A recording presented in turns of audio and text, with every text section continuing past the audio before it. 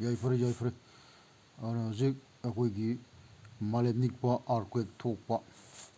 masi akoigi earthquake thokdringigi mamangda hana Mangjounana masi miyamda khanganjaba akoigi CHATLIBA MALIYAPHAM Palcha KUMSING mitegi asengba KUMSING lising ahomga chamari kunganithoi akoigi MALIYAPHAM Palcha KUMSING 2024 asigi section wada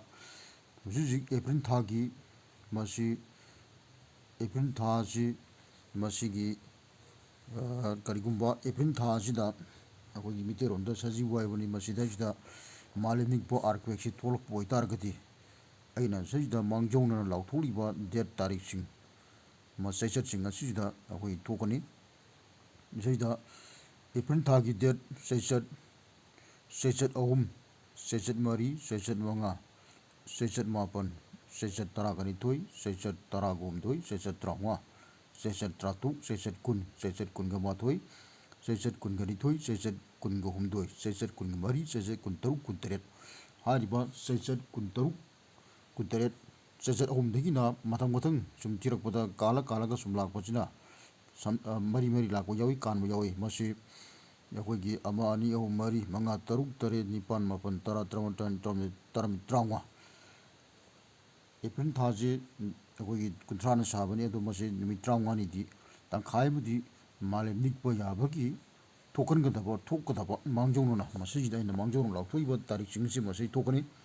aruga ate lemoriba tarikhsing asidajida akoigi Malem Nickpa si anambana thoe samagi manungda 99 bokti thoe 99.9 thoe aruga karigumba Malem Nickpa earthquake si thokpa oitargadi April thagi manungsida samagi manungda 99.9 aina haiba tarikhsingsida thokane masinigo ana Mangjounana masi thokkadoriba aina masi Mangjounana lauthoiji masi akoigi lam Leipak Imphal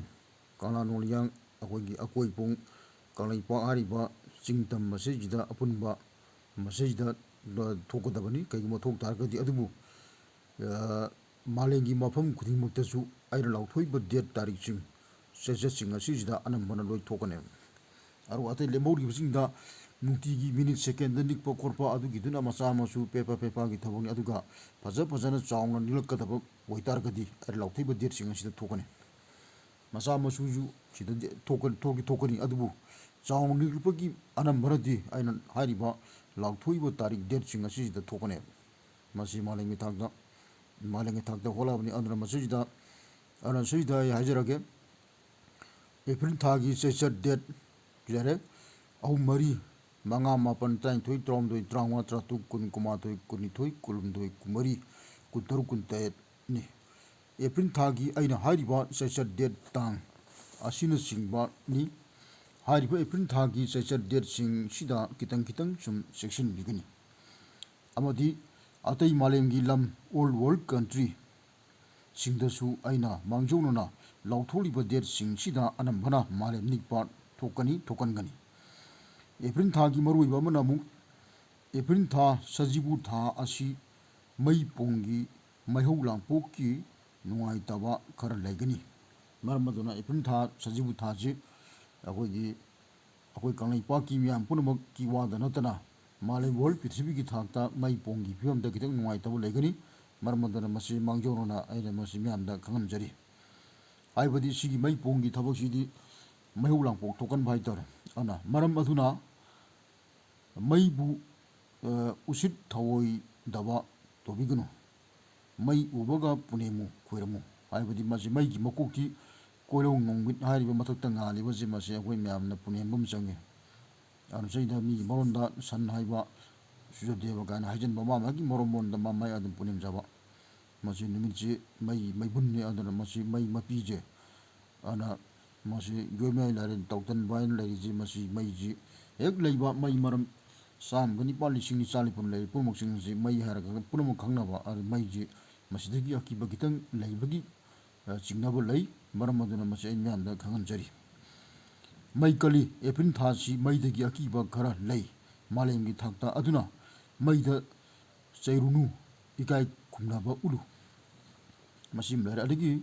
Malem Nick oidaba atai di masi aina lauthokdaba haichaki hung jening piba malam laikoi pung santhongami amai so aina lauthokdaba Haidaba-Pndaba idaba Cheichat date sing da April Thagi Cheichat date sing da lemoriba Cheichat date tang sing atuda amata April Thagi oina Malem Leipak suni nigloi earthquake suthok tholoi aina April Thagi Mangjounana lautholiba lauthokpa Cheichat date sing da Malem Nickpa natana Panthoibi Cheng Kheiba natana earthquake prediction Leipak ta Loinana Assam Tekau Brahma Nagaland India nachingba masidaju hariba posing dilai thongni amasung poi ai lauthoi date sing tari sing aduga all world country gi state district sing da su ai lautholiba matam sing da namna Malem Nikkani earthquake thokani lautholiba Malem Nickpa Nikkadaba Niklakpa Yaba ki date sing gi manung da sali ana earthquake prediction of April 2024 MALIYAPHAM Palcha KUMSING 3422. Okay, some important dates are given here. 3, 4, 5, 9, 12, 13, 15, 16, 20, 21, 22, 23, 24, 26, 27. These given dates of April will be taken. All world countries, states and districts, as I mentioned, very important of April earthquake prediction dates before occur. Okay, so everybody take care. What I given the earthquake prediction date of April 2024,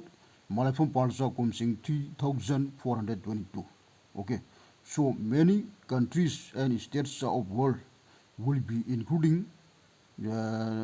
such this my announcing earthquake prediction of April 2024. Okay, therefore so we do take care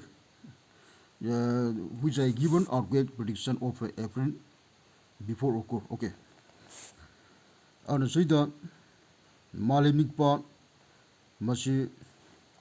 masina April Thagini masi karigumba masi myam na koi section bigani masi mai myam na Mangjounana khanganjari and masi please don't copy and send without my permission to any others. If that you may be fine, do regret suddenly your life from God surely. Thank you.